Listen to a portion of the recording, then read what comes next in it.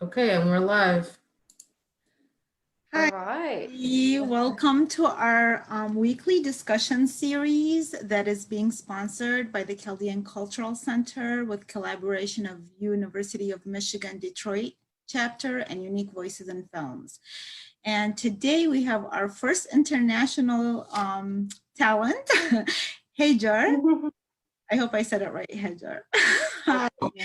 And she is a young Iraqi Australian writer.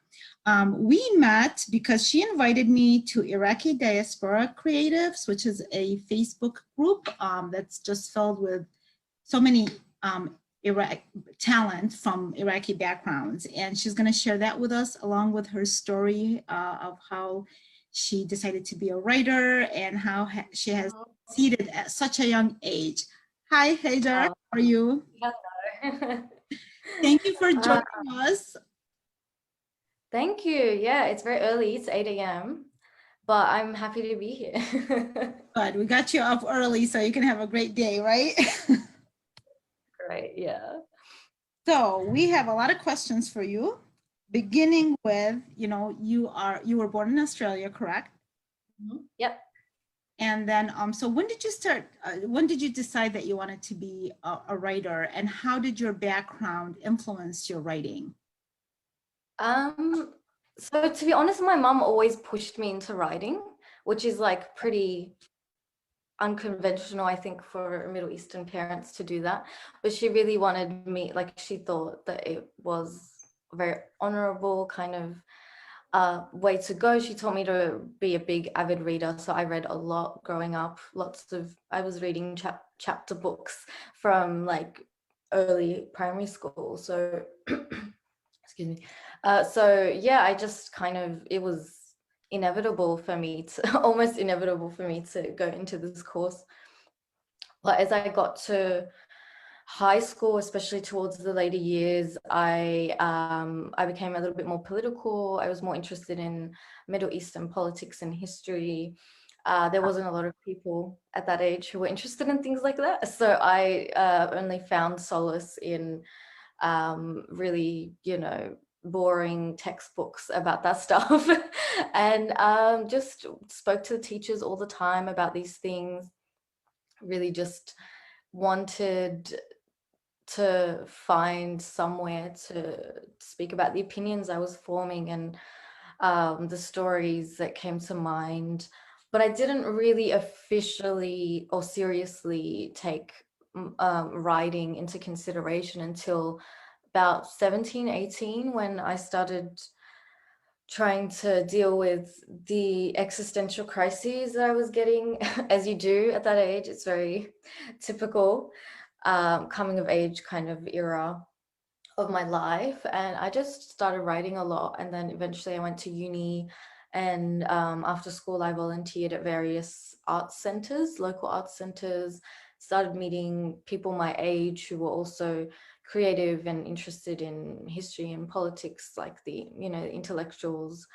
And they introduced me to the local literary scene, and I became involved and started taking my writing seriously.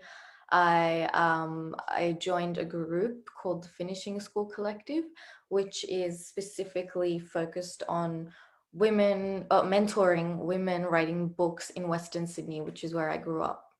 And through that, I started sending my writing to the woman who runs it, and she edited my writing and gave the whole group like various opportunities to find an audience for our writing. And we did readings and an audio installation with these kind of weird curtain things with our faces and little like speakers with all of our writing on loop.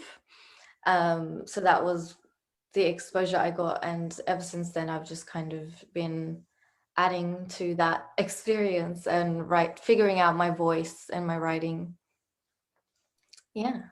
First of all, I have to say, so you have a very wise mother. Oh, yes. Because yeah, writing is a very, it's a very strong tool for us to express ourselves and to make a difference. And it seems like that's what you're doing. So so you have a very wise mother. Then based on what you're saying, maybe if you tell us a little bit about the themes, what I've noticed about your work is there's a lot of themes that, are repeated, but in various ways. So tell us about the themes that you have chosen and why you have chosen them. Yeah, I mean, I don't even know if I chose them. They just it was just writing what I was dealing with. So I was, I grew up in Australia, but with very proud Iraqi mother specifically. My parents are divorced, so I grew up mostly with my mom, and she really ingrained being proud of being Iraqi and being Muslim and all of that stuff. And so, but at the same time, I was also raised outside of the Iraqi community because, there was a lot of clashes as usual with our community. And so, Yes, and so, yeah, and so we we grew up like very outside of it, but also she made us really proud of it and ingrained like that patriotic kind of fervor, but always felt very lost in between the two worlds, and just started writing about that. I didn't find there was a lot of older Middle Eastern and Muslim writers in Australia writing about experiences that I just couldn't really relate to, the only kind of Muslim Middle Eastern voices that existed. And they mostly just talk about racism, which is obviously important, but to be honest, like I grew up in a very diverse place where the majority in one, I moved around a lot, but in one of the areas, the majority was Muslim, and on Eid, there's like 1% of the school is there. So it's very just not my experience. Of course, racism is always going to exist, but in terms of my personal experience as a Muslim Arab woman in Australia growing up, like born and raised in Australia, it wasn't racism that I was confused by or like oppressed by or just dealing with. It was more being told by my community that I'm Iraqi and nothing else, and then being told, or Muslim and nothing else, and then being told by outside of that is that, oh, but like you can't call Iraq your country because you've hardly ever been there, and your experience is so different to that. And trying to find like the balance and the truth in both of those statements, and how to claim the third space, if you've heard of that term, of the third culture kind of experience, which a lot of diaspora kids across the ethnic spectrums actually experience. So that's what I explore a lot, is being stuck between the two and finding that is an identity in itself. It's not something separate. It's not, you can't, it's just, it feels like the community is trying to pull you here and claim you, and then the Western world is trying to claim you. But I'm like, no, remove the shackles. I'm in the middle, and I like that. And the gray area, which I think generally society doesn't really like. They just like one answer to questions rather than gray area. Yes, and and we've talked before because I became part of the Facebook group, and then this is how we connected. But we also have had a couple of conversations about some of the matters that we'll discuss today. Before we go into that, actually, because I see some of your recent work, you're like working on a first folklore piece. It says, and I'm not going to be able to say this correctly. Is it called the Secretion Woman? It's a made-up word, so it's the Tigressian women. So I was exploring. Yes, it's set in an imagined ancient matriarchal Mesopotamian society. I'm very interested in that. It seems like from some of the stuff that you described regarding your work, that you explore themes of womanhood, dysfunctional families, which We all have. And Is there even such thing as a functional family? yeah, right. I mean, if you're not from a dysfunctional family, then you're not normal, right? So, but I'm particularly interested in the ones that where you focus on the women, and especially with the new piece that you're working. What is that about? I'm curious. Yeah, so that was me trying to imagine what Iraq would have been like prior to anything that we recognize now, or what we call Iraq now. Of course, like it's had many names. That whole region has had many names, but I was trying to figure, like, just imagine a world of in that Mesopotamian kind of region that completely looks like a different place, dominated by women, dominated. Yeah, and there used to be such a thing, by the way. Yeah, well, I don't even I'm know stuff. I just interested. made it up because it was so hard to find. There's so much reading. So I just like made it up. I was like, okay, there's two rivers, and it's well known that the reason that there was civilization in those in Mesopotamia was because those rivers were fertile, like allowed life, because you have to build life around water. So it made sense to me that like a village or a community would be living along the river. And so I thought, okay, I'm gonna have to pick a river. So I picked the Tigris, and because there's two. And then I was like, okay, what if it's completely a matriarchal society and there's no men? Like, what would that actually look like? And just imagine it. And of course, you know, the dilemma is like, how do they reproduce? But that's the question. I just pushed that aside because I didn't want to think about it yet. And Yeah, okay. but then I was trying to explore pre-Islamic life as well, because I grew up Muslim, and I think another issue, kind of difficulty I had, was trying to detangle Iraqi identity to Islamic identity, because, you know, I don't necessarily practice anymore, and I wanted to understand what we would look like if Islam didn't exist, or if religion as we know it didn't exist. And there would have to have been something else, and so they had their own kind of system. And I just, yeah, that piece was just in order to imagine what a world would have been like in that area without the current everything. Yeah, it's very interesting. So I think that anybody that's born in a certain country or has that background is going to have an interest in it, regardless of what their religion.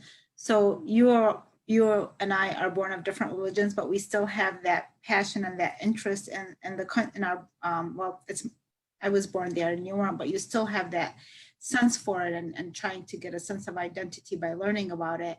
And when writers just fall into, once they start exploring, start finding out so many things that go past and beyond their religions, and then when you find And out, just their like, worlds in general. Just yes, their yes, world.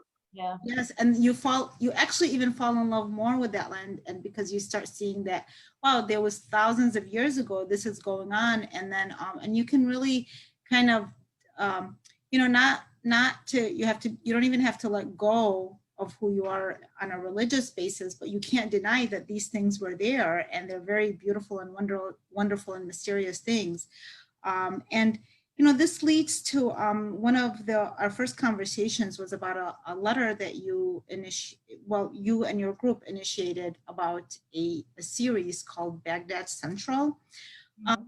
So I've seen Baghdad Central. It's I believe, I don't know if Oh, is it, you watched it? Yeah. yes. Is it Netflix or was it Hulu? It's I'm one of, No, it's actually so it's in, depending where you live, it's in different places. So in the UK, oh, it's in Channel 4. I think it's on Hulu now in like okay. Canada, Yeah, we watched US. it. Yeah, it was one of the series that we watched because, like, my husband and I, we do like to watch things and that relate to the Middle East and things like that. Yeah, same. That's why I watched it in the first place. Yeah, Yeah. but I did not do the kind of research that you did into it, and I think that was interesting that you did that. So tell us a little bit about what you discovered when you initially seen it, and how did this campaign start, where Hmm.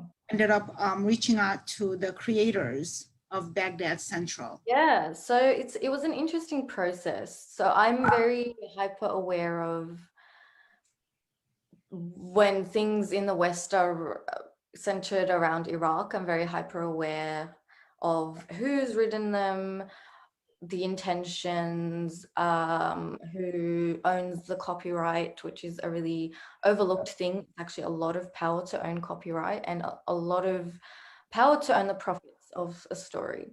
And so when I watched it, I noticed immediately, I noticed that the actors got the Iraqi. I'm sure they tried very hard, but they are not Iraqi and they got the Iraqi accent quite wrong a lot of the time. That was something that really jumped out. And I was like, you know, like that's okay, but I wonder why that is. And most of the actors were surprisingly Palestinian. And, you know, there's a step a little bit away from at least the Arab, and at least there's that. But then at the same time, who wrote this? Because if an Iraqi wrote this, that probably wouldn't have been an issue.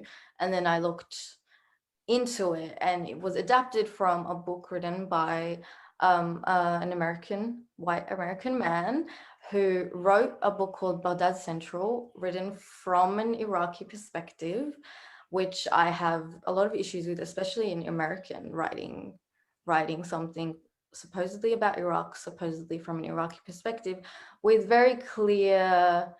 I mean, I haven't read the book, so I can't fully speak on the book, but by the end of the show, I realized that the American general, or whatever he was kind of like the leader of the American army, he ended up being the voice of reason. And, you know, kind of like this white savior complex just ended up emerging in the story. And of course, I'd had an issue with that. And so I looked into it. I watched a lot of interviews. There was one Iraqi producer on the team, but she was brought in a bit later, when everything was already decided by predominantly a white team. Yeah, it was a completely white gaze. It was produced by a British production company, which is 100% white owned and run and profited off. So I had a big issue that this Iraqi story that all the proceeds of this story, all the profits of this story, which is a huge, like if you've seen it, you can tell it's a very big budget. And it is now in the US, in Canada, in Australia, in the UK. It's not small, it's huge. And everywhere that you get a bigger and bigger audience, the more places you stream it. And so the profits are huge on this show. And it's not going to any Iraqis, unfortunately. And that I had a big issue with that. So I started this conversation with members of the Facebook group, asking how they felt about it. And also when I was watching the interviews, a lot of journalists did ask them why were there not many lead or kind of major Iraqi actors on the show who were playing the main characters. And they kept coming back with the same answers that I felt was very untrue. They said, oh, there's just none out there. We tried very hard, all of that. But then in the 3-4 months that I've run this group, I have found over 20, 30 Iraqi actors from all over the world who speak fluent English, who speak fluent Arabic. And I did that with me on my own, and that's it. Whereas they have all these resources, supposedly 18 months of research. So I just felt like none of it was true. I spoke to a few actors in the UK, Iraqi background, well known, and they said they didn't even get invited to an audition. So all the excuses that they came with just felt really untrue. I spoke to the group and we had a massive discussion about it, and I wasn't the only one that felt this way. And so I said, should we do something about it? And they came back with a yes. And a lot of people had also been really hurt by the system. As we've spoken about, you and I have also been, it's just really problematic, and white supremacy is not okay. And if you've been in the industry for long enough, you've been told that people aren't interested in this stuff, or, you know, all sorts of things. And so I just felt like I had to do something about it. And so I wrote, predominantly spearheaded it and wrote the open letter, but with a lot of help from various other people in the group who edited and changed things. And it was quite a collaborative process. And through that, I think I learned a lot about my own community, being the intellectual side of my community that I hadn't been exposed to very much. And we built kind of this, like now, one of my close friends from the group, Samia Rahmani, who is your your lead actress for your new film. She's wonderful. Yeah, she, her and I kind of like have a little book club now, just like us two. Oh, wonderful. Naturally emerged. We just started, she recommended something to me and I read it, and now we're reading another thing. And it was really nice within the frustration of the system and protest against this show and many others like it. It's not the only one, that we learned of each other. You know, like I think a lot of the time, you've probably experienced, it feels like we're always frustrated in isolation. But then with this group that I've started, I've found that it's not like that at all. There's a lot of people frustrated about these things. A lot of people have had firsthand racist experiences, subtle or overt, and being told that, you know, oh, like you're being asked to consult an Iraqi story and then being told, oh no, but we asked someone else and they said this, or they said this, so I don't agree, just because they want to do it their way anyway. So it just, and then like using our labor, using our stories, profiting off those stories, and then not having anyone in the room from those groups, or one person if they do, that don't, you know, and then they use us as human shields against each other.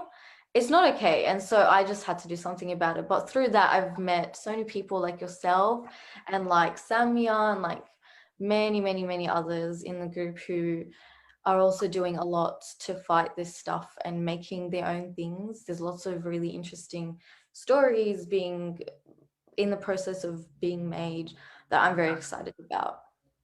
Yeah, So, one thing that we also, I think we agreed on is it's good, you know, that you guys are addressing this, but at the same time, not getting just caught up in just the complaint factor, but saying, we're gonna face this, we're gonna address it, and we are providing a space where we can create something that we want. You know, it's funny when you were saying some of these things. I remember I went one time to a conference in Vancouver and talked to two major Hollywood producers about my story that I was working on at that time. And they kind of just looked at me and said, you know, well, who would we cast? I mean, you know, like who would we or something. And I'm thinking, well, Dustin Hoffman played a woman, and you can't find somebody that can play in a Middle Easterner. Yeah, exactly. You can get an Italian, Spanish, anybody.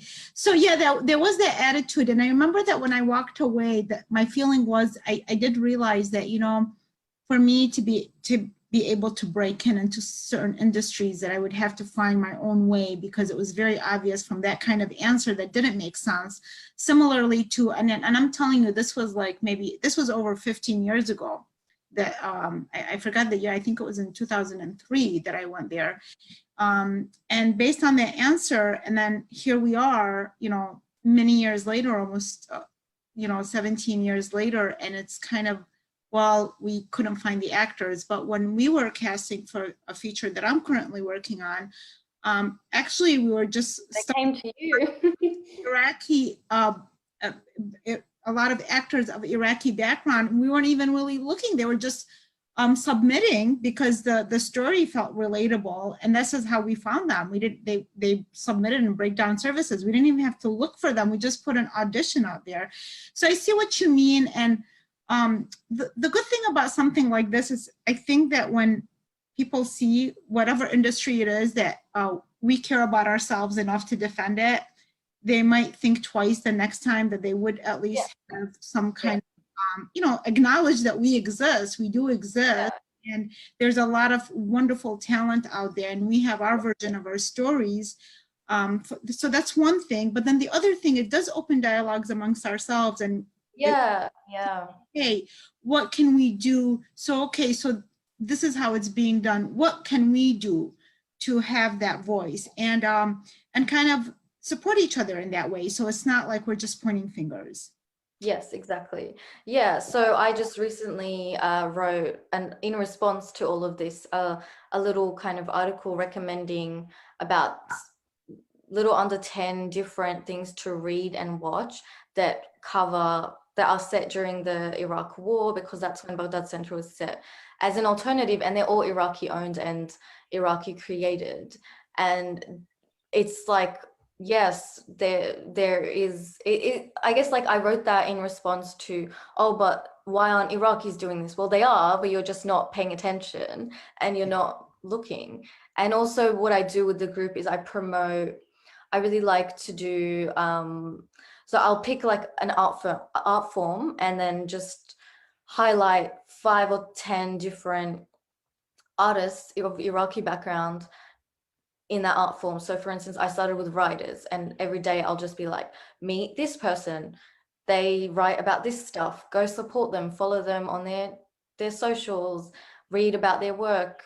And it's exposure to each other, but also to the wider world, that there are so many people doing stuff. We're just all in small pockets. And I think that that was the bigger intention for the Iraqi Diaspora Creatives Network, was to build a one united like platform highlighting all of us and making sure that there's kind of because I think our diaspora is so scattered compared to a lot of other diasporas, and there's little clusters. Like in Australia, we have a lot of quite a big Assyrian population, and a little bit of smaller like Shia and the newer kind of wave that came after the ISIS wars.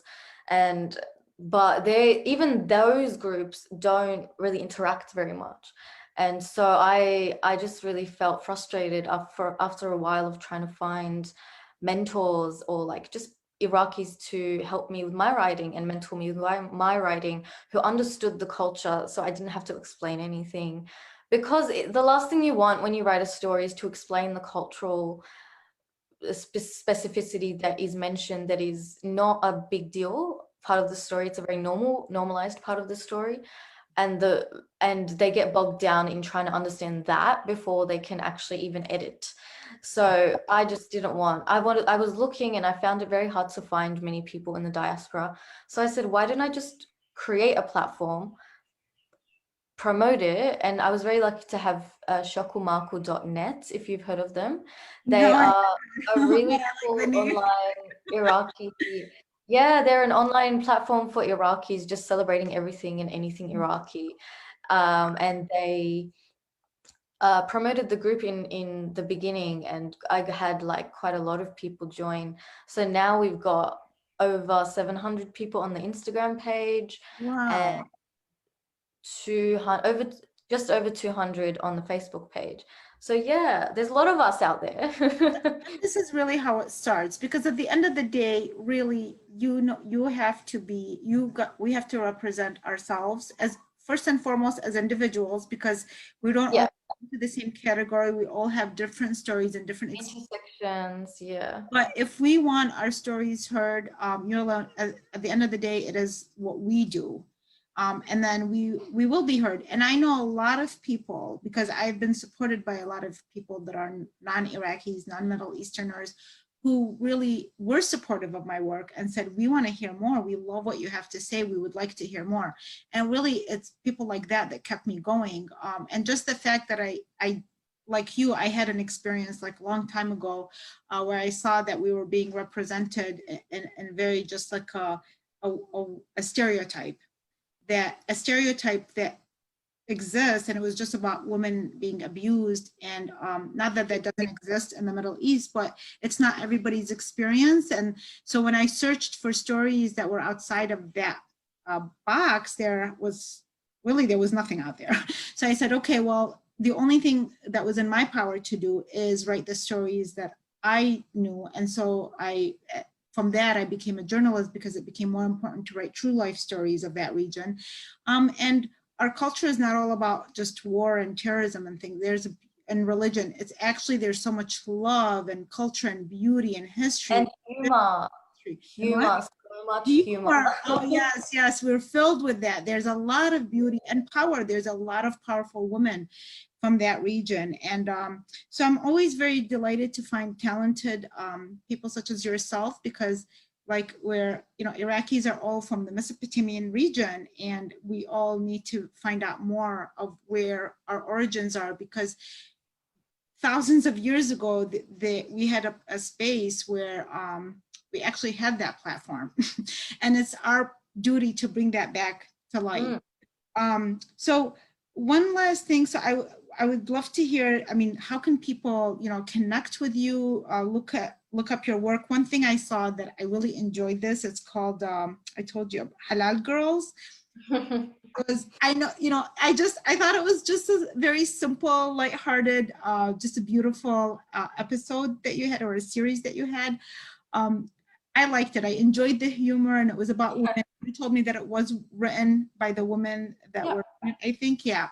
So, and you could tell, I didn't know that. Oftentimes I don't look at the details because I just kind of try to grasp the authenticity. Just to engage with it. Yeah. I really felt that. I told you that I felt like, yeah, like these look like my friends. More relatable. Yeah, so it's on YouTube, Halal Girls. Yeah, it's about 3 women born and raised in Australia, but Muslim, all very different, and they are just trying to live their lives. It's not about really their identity, like a little bit, you know, of course, but it's just about them and their shenanigans, and that's what I really like about it. Yes. It's a fun, and that's why it was fun to watch. That's why it was fun. So if somebody wants to see your work or get involved with the Iraqi diaspora creatives, like how can they reach you, or how can they get connected? So I'm on Instagram, Twitter, Facebook, Hajer, Hajer. You can just search up Iraqi Diaspora Creatives on both Facebook. It's a closed group on there, but if you're Iraqi, I'll let you in. And and then and then on Instagram, it's open to everyone. So same thing, Iraqi Diaspora Creatives. So follow us on there. And those, and your group, I mean, I visited there. It's like there's people from all over the world. Yeah, places that you would never imagine, like Slovenia. Right? I was like, yeah, I don't know. I read one place that it was like, I didn't even know, you know, like I didn't even know of this place, let alone that there's anybody of Iraqi background that lives there. Yeah, exactly. Yeah. And we get to see a lot of talents that the people, what they're doing. It's very inspiring. I think what happens when you are with a group like this is when you see other people, what they're creating, and they have the same background, and then you realize, oh, you know, you're not kind of lost in this void. There are a lot of people that are doing wonderful things, and you get inspired and you can make connections. So I really thank you for creating that group, and that caring so much about that region, that regardless of what you do with your work,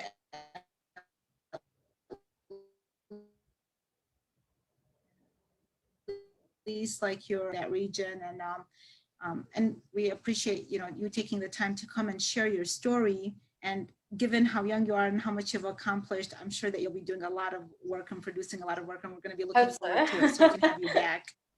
Thank you so much. Is there any last words that you want to share? Any inspirational words you want to give somebody that might be like right I don't know if I have inspirational words, but you know what I just always say, just keep reading, writing, engaging in art, and just do what you want to do. Don't be dictated by anyone. That's all I have to say. That's very good advice, very wise advice. So again, thank you. Good luck to you. Thank you, everybody, for joining us. Thank you. Posting this and some interview questions that I have with Hajer. So we'll just keep watching for the Chaldean Cultural Center Facebook page. Thank you. Great.